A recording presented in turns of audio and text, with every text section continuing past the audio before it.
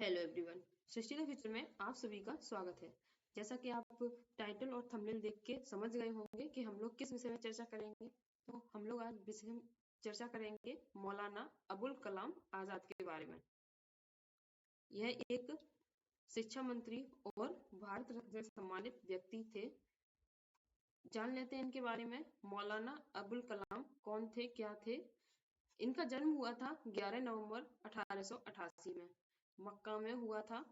इनका मूल नाम अबुल कलाम मोहिउद्दीन अहमद आजाद था। इनकी मृत्यु हुई थी 22 फरवरी 1958 में।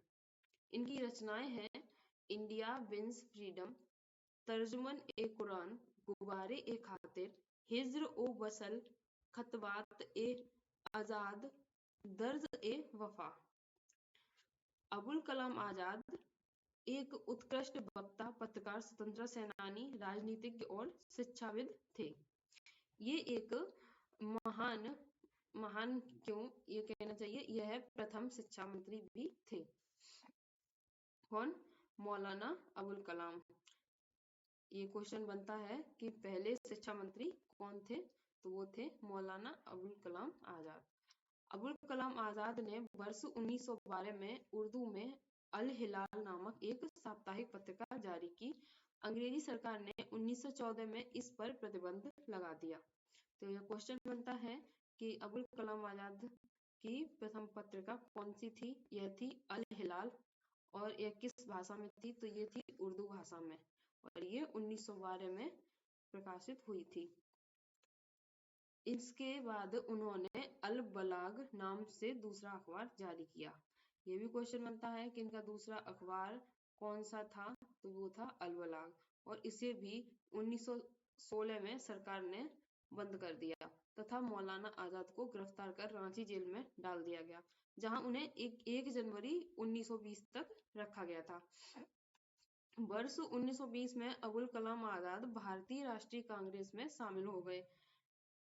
वर्ष 1923 में उन्हें कांग्रेस के अध्यक्ष के रूप में चुना गया। आजाद कांग्रेस की अध्यक्षता करने वाले यह सबसे कम उम्र के व्यक्ति थे, और यह एक सबसे ज्यादा समय तक काम करने वाले अध्यक्ष भी थे, जिन्होंने अध्यक्ष के रूप में सबसे ज्यादा काम किया है।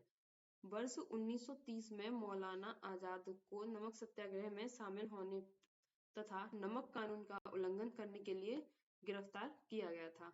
वे 1940 में फिर से कांग्रेस के अध्यक्ष चुने गए और इन्हें 1946 में कांग्रेस के अध्यक्ष पद पर 1946 तक अध्यक्ष पद पर रहे थे। कब से? 1940 से 1946 तक। वर्ष 1947 में वह स्वतंत्र भारत के प्रथम शिक्षा मंत्री बने और अपनी मृत्यु तक इस पद पर बने रहे। आगे देखते हैं। शिक्षा मंत्री बनने के बाद आजाद ने 14 वर्ष से कम उम्र के सभी लोगों के लिए शिक्षा अनिवार्य कर दी। साथ ही वयस्क साक्षरता, माध्यमिक शिक्षा और गरीब एवं महिलाओं की शिक्षा पर बल दिया।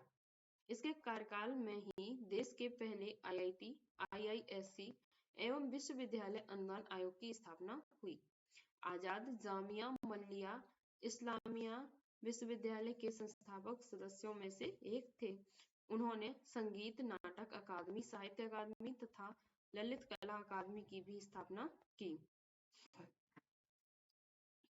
1989 में मौलाना आजाद के जन्म दिवस पर भारत सरकार द्वारा देश में शिक्षा को बढ़ावा देने के लिए मौलाना आजाद एजुकेशन फाउंडेशन बनाए गए। आजाद को वर्ष 1992 में मरणोपरांत भारत रत्न से सम्मानित किया गया। मौलाना आजाद के जन्म दिवस पर प्रतिवर्ष 11 नवंबर को राष्ट्रीय शिक्षा दिवस मनाया जाता है।